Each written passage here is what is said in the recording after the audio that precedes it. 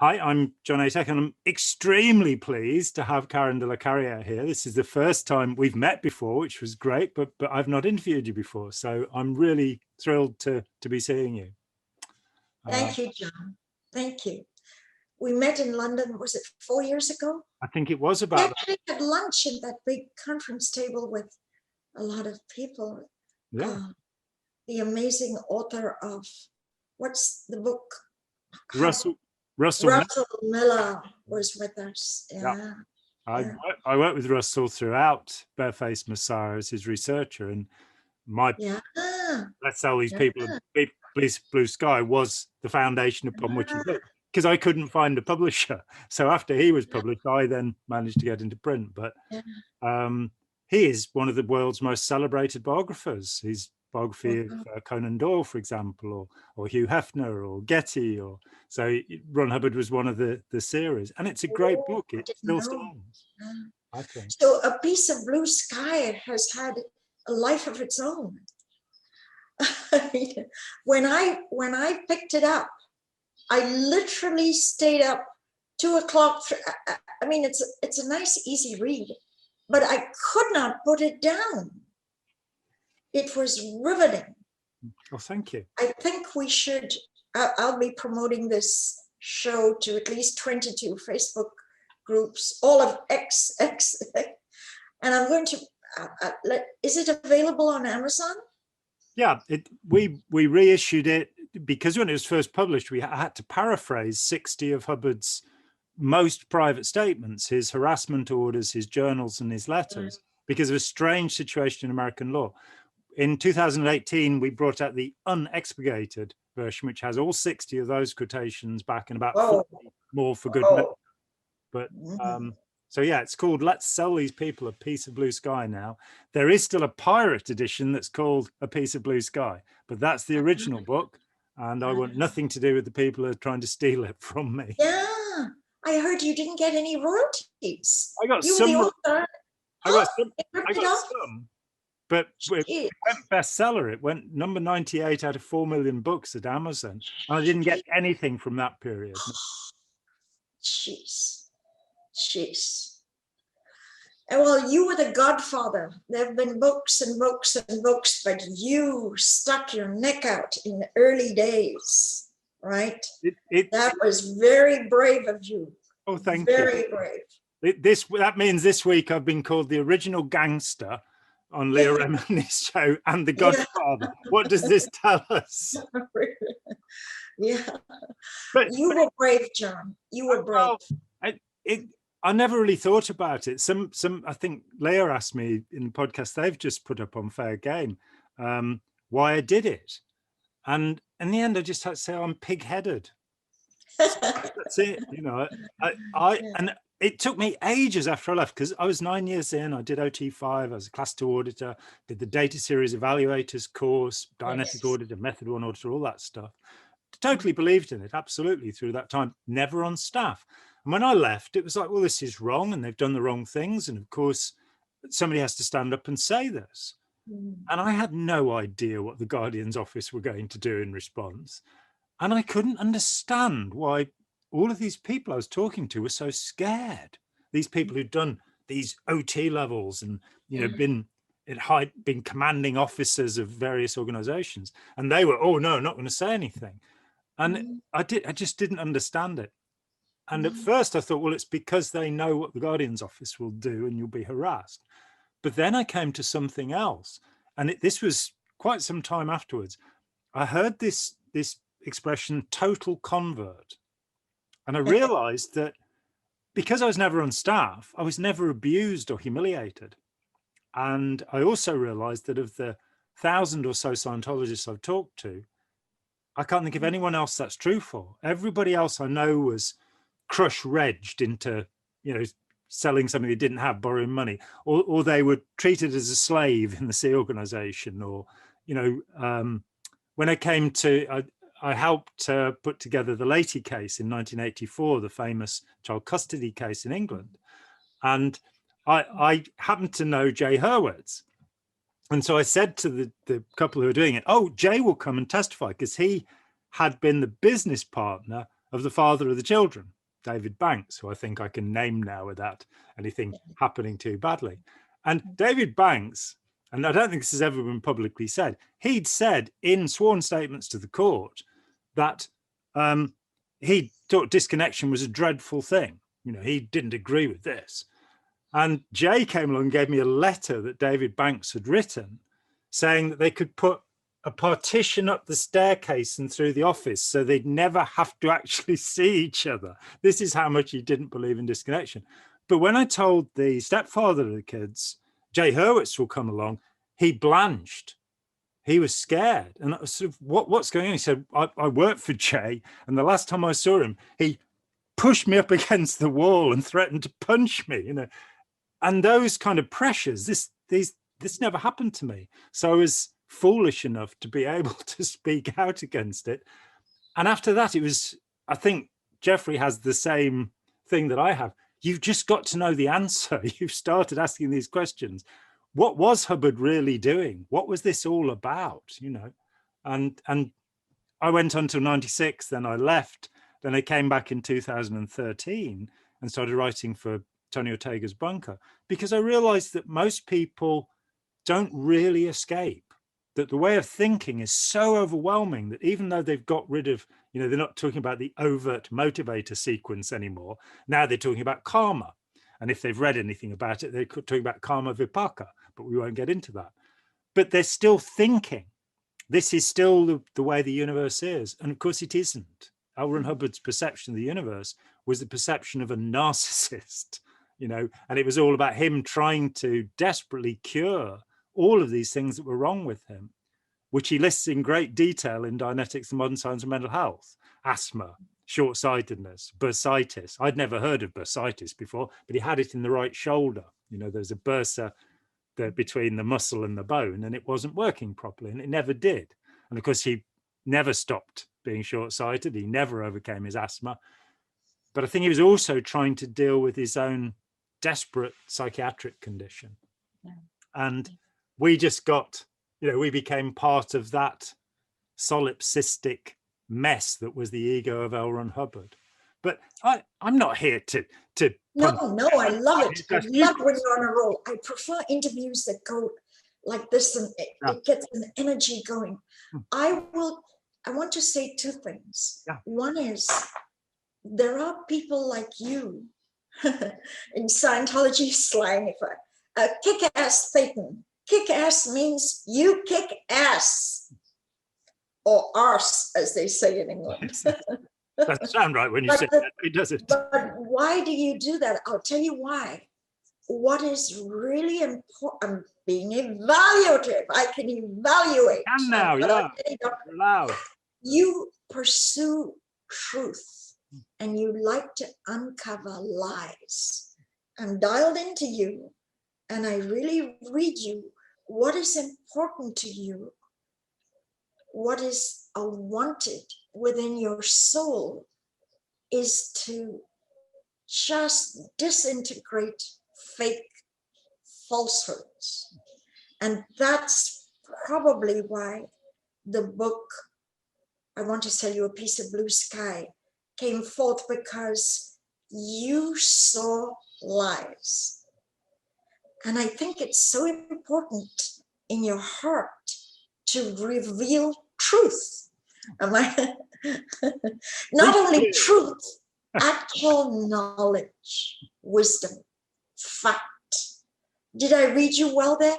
I got to tell you, somebody posted your SB Declare on Outer Banks. Was it Outer Banks or Exander? And it was a hoot to read. Not only in those days, they were more daring with their SB, Suppressive Person, but they said, if you connect with Jon, if you are friendly with him, you too will get. Do you know they put that in your SB Declare?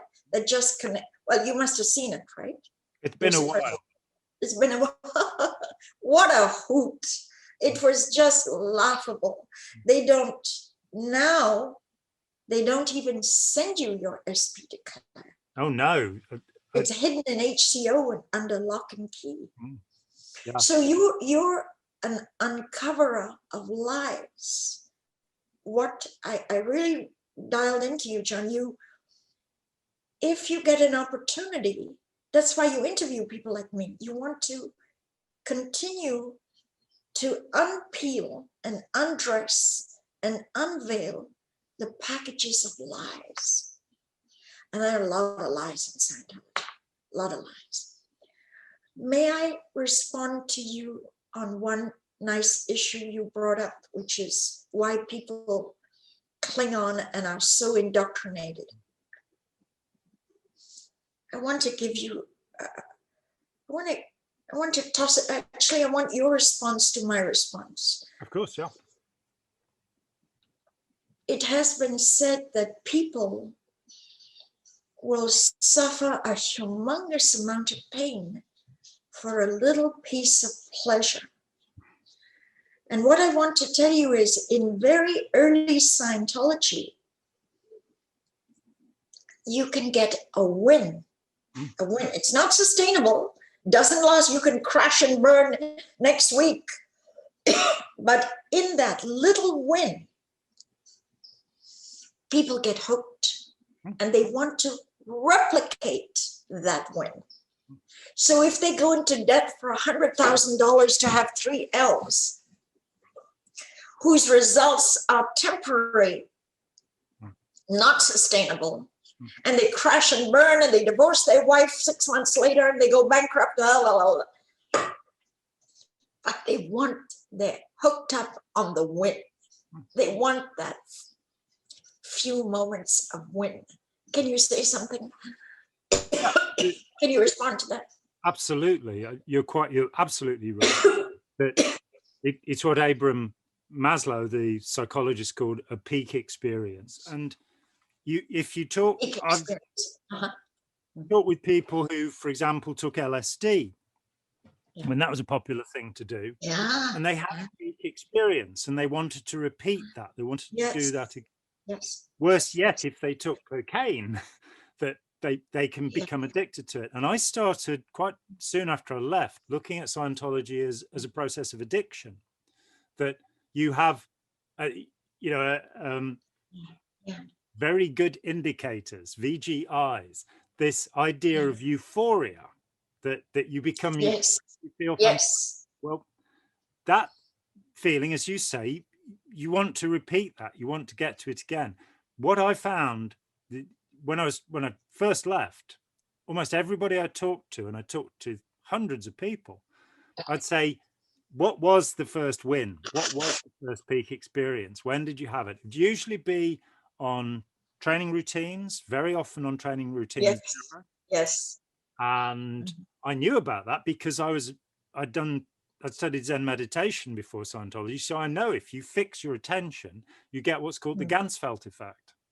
You will start to have distortions of perception, and then your brain will start to fill in hallucinations. You'll start to see things, but you'll also start getting a feeling of euphoria. So I knew all about that. I'd been doing, before I got to Scientology. The other place where people would very often have a win would be in a book 1 session or in an early auditing session. And the same was true for me. For me, it was a self-analysis session I had, where you just feel fantastic. And you think that feeling fantastic belongs to the process or procedure, whereas in fact, it belongs to you. It's your feeling. And right on. You're hooked, You can go to a casino and you can win $500,000 one night. And boy, the casino laughs at you because you'll be back.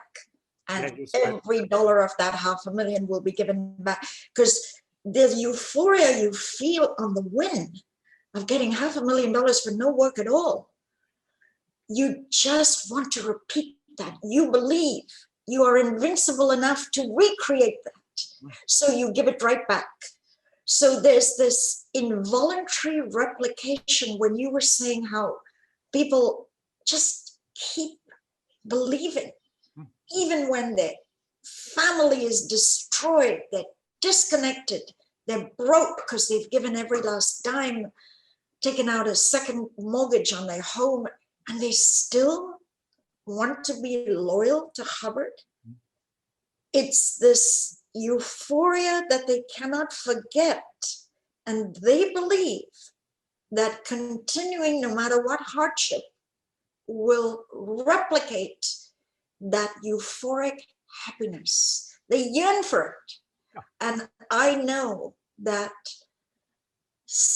because the arguments I get when people, I'm friendly with a lot of people who are still half in, half out. And, you know, they debate me and they reprimand me for my video channel and think it's not fair that I say bad things about Harvard and that. We get into discussion. No matter what hardship, no matter what penalty. I was talking to an OT8 who has incredible body problems. Just his body is falling apart. And I said to him, but Dianetics says you won't even get a common cold after Dianetics. And look at you, OT8, you've given them $1 million. I'm in better health than you. I run 3 miles a day at my age. And you doing auditing your BTs and your entities every day. Look at you. Can't get him to see. He fervently believes. And that's because he says, Karen, haven't you had wings? He keeps harping on the fact that you have that peak that you talked about. So to try and understand the mind of a dedicated loyal Scientologist is, although people do reach a threshold, don't you agree? And then they depart. Everybody will take that much. Yeah, and it's a matter of peeling the onion and taking the layers off until they get there. I mean, with most of us, the process was that the organization was too harsh. That was where it starts for most people, that the organization is just nasty. When I, in 1982, saw the name David Miscavige for the first time, it was in a newsletter that had been published with a picture of him poking a finger at somebody. And underneath it said that he was going to be tough and ruthless. And that was it for me. Tough, I didn't mind. Ruthless, without mercy. Yeah. You know, where does, that's not, you know, compassion is a significant aspect of life. But you use the word fervent, and I think that really homes in on it. You've met my very good friend and colleague Yuval Laor, who has spent the last 25 years developing an analysis of how people become drawn into groups. And he's made all sorts of interesting distinctions. One of them is that some people are high fervor, some people are low fervor. That doesn't mean that they won't stick to the thing. It just means they won't make as much noise about it. People have an experience of awe or wonder. Something happens which is inexplicable to them. It, you know, and they then believe that the source of that is to be believed about everything.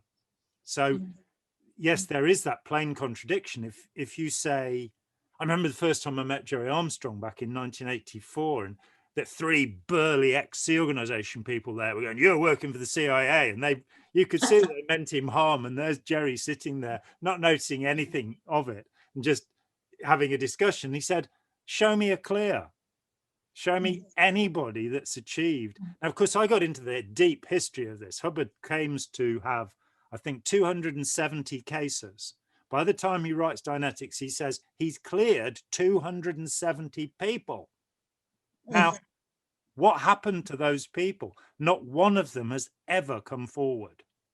What we do know is that among those people, the people he'd treated, many of them complained about what had happened. So Dr. Joseph Winter, who'd worked with him on the book, when Art Sepos, who published the book for the medical publisher Hermitage House, decided it was a fraud, it was published by the October, the publisher said, I'm withdrawing it. It's a fraud. And he commissions Dr. Joe Winter to write a book that says there might be some value in Dianetics, but Hubbard is a con man. And yeah, I interviewed by mail. I interviewed Don Rogers, who wrote the appendix to the original Dianetics, which stayed in the book until the 1980s. And Don was on the board of every foundation until 1954, and there were several of them. And he still really liked Hubbard. 30 years later, he's writing me, he's got nothing against Hubbard at all. But he did point one thing out, which seemed mind-boggling to me. He said, when Art Ceppos came along and said, oh, okay, I'll commission you to write this book, Hubbard turned to me and he said, deep trance hypnosis isn't very popular. We're going to have to find another method. There was no research. He went from having hypnotized people, and there are letters where he talks about this. Yes. There's the famous 1949 letter to his agent, Forry Ackerman, which Tony has published. I've had all these letters for years. I didn't realize how desperately people needed to get them. I've got a huge collection of this kind of stuff. In this letter to Forry Ackerman, written from Savannah, Georgia, Hubbard says he's found a way of raping women, and they will not know that they've been raped. He doesn't talk about helping anyone. And then he decides he'll use the reverie or light trance method, and you get Dianetics. No research, no 270 clears, no anything.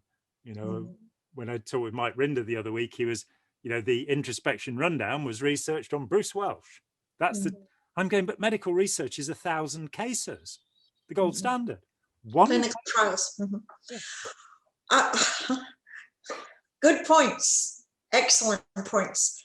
Mike Rinder and I go back 45 years. And I was right there when he talked about, I was telling Jeffrey, I'm going to dream about that stoning of the ship. I was right there as Mike explained. And I'd like to just add to this great podcast you did with Mike Rinder. He's a dear, dear close friend of mine. He's the first person I call on. Mike, it's me.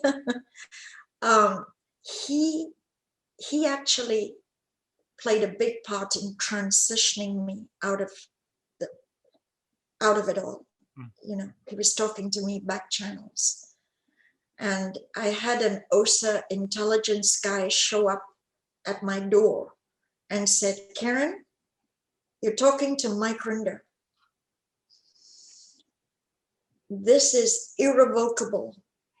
If you don't immediately cease, you will be declared suppressive person. And I balked at him. How do you know? Are you stealing phone records? How do you know? Mike Rinder is in Florida, the other end. How do you know? And he was evasive, and he said, we have PIs. And they knew that privately I was talking to Mike Rinder towards the last few weeks of me being in the cult. They knew it because they do buy phone records. Now, of course, we talk on WhatsApp and other modalities. There's no phone record. You talk on, there's many ways to talk without any phone record, which is, I want to tell you just a little more. Oh, that smelly men's dorm reminded me. I was considered elite as a class 12. So I was in a woman's dorm of only 8. That was, instead of being with 22 smelly bodies, I was only with 8 because I was a class 12. 8 people. He said there was maybe 60 people. Just a slither of a bunk bed, that was your space. Yeah. And when you ran down different stairways, sometimes odor would waft upward. And if you went anywhere near the men's dorm, the smell and the stink, and this sort of registered as, how can this be? How can this be the flagship Apollo? The ideal scene. Yeah. And it crawled with roaches. Mike didn't get into that. You would have something called roach derby. Yeah. And the roach derby meant everybody was commandeered to go find a roach. If you found a roach's nest of eggs, you got $1. But if you found only one roach, you got 50 cents. You literally could cash out. They were so desperate because every time supplies came aboard, the fruit, the vegetables, more roaches would come in from these Mediterranean. So we lived with roaches. Not only did we live with smells, we lived with roaches. I'm just telling you what the Apollo. Hubbard, of course, had cleaners that sanitized his quarters morning, noon, and night as messenger. So he lived in a ivory palace within the Apollo. But Tom, Dick, and Harry. So Bruce Welch. He actually, this is the young Mike Rinder. It was almost, as he explained, he was still a teenager. 18. This was one of his first assignments. He had to stand outside Bruce Welch's cabin while Bruce screamed. He could practically rattle the nearby cabins with his roar of insanity. And Mike had to bodyguard outside 8 hours a day, listening to a madman. From midnight to 8 a.m. The young Mike Rinder, at 18 years old, doing this. Hubbard decided to be a pen pal. And although no one could talk to Bruce Welch, they would exchange little private notes and letters. And this became a huge case history, which we had to study every morning. At 8 o'clock, there was muster. Jeff Walker did the roll call. And then we had to study how Hubbard changed a lunatic into a sane man. And it started off with these little Bruce would write back, and then Hubbard would write back to Bruce, and then Hubbard, and this was all shoved under, no personal contact, shoved under the door. And Hubbard's first question was, just before you decided to kill me, what happened in your mind? So Bruce Welch was the case history that then started L11, which basically L11's key question is, what evil purpose do you have?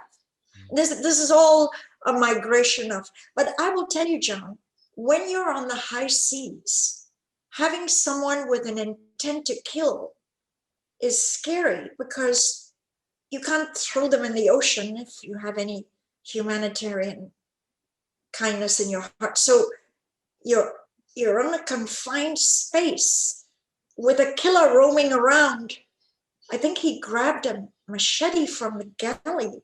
Mike didn't mention that. Before they locked him down in this cabin, but he was he wasn't just a silent madman. He was a roaring, want to kill madman. And we were electrified every morning to study what Hubbard and Bruce Welch, it was like talk about an ongoing, this was an electrifying real life psycho TV show right on the Apollo. Yeah. And Mike Rinder was right there bodyguarding Bruce and listening to his roaring screams 8 hours a day.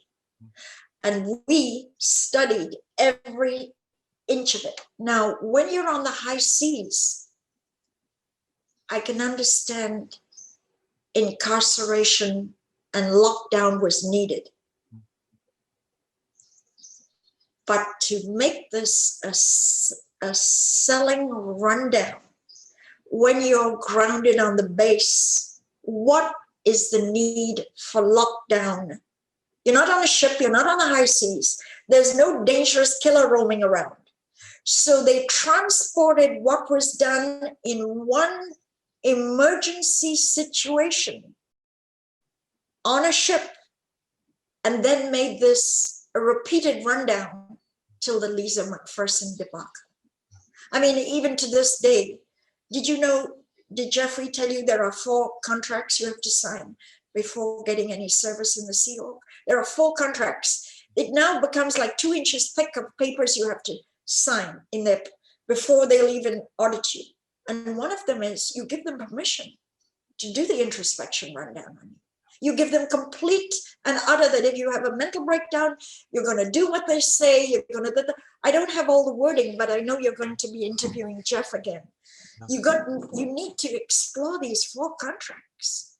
They get off the hook because you sign that your mental health will be completely, utterly in their ability to rule the waves.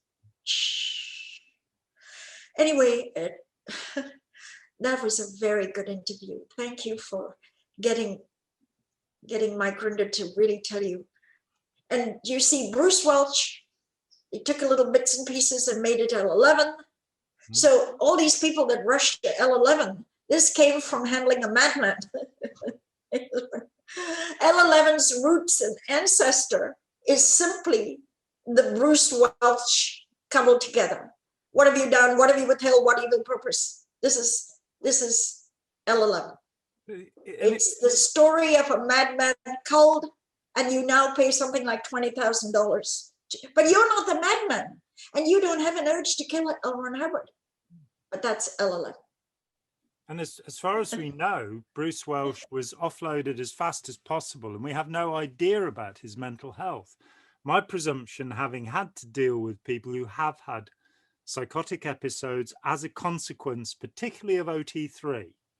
I was called in by the mental health asylum that is closest to St. Hill in Sussex. And I was astonished. This was many years ago in the early 1990s.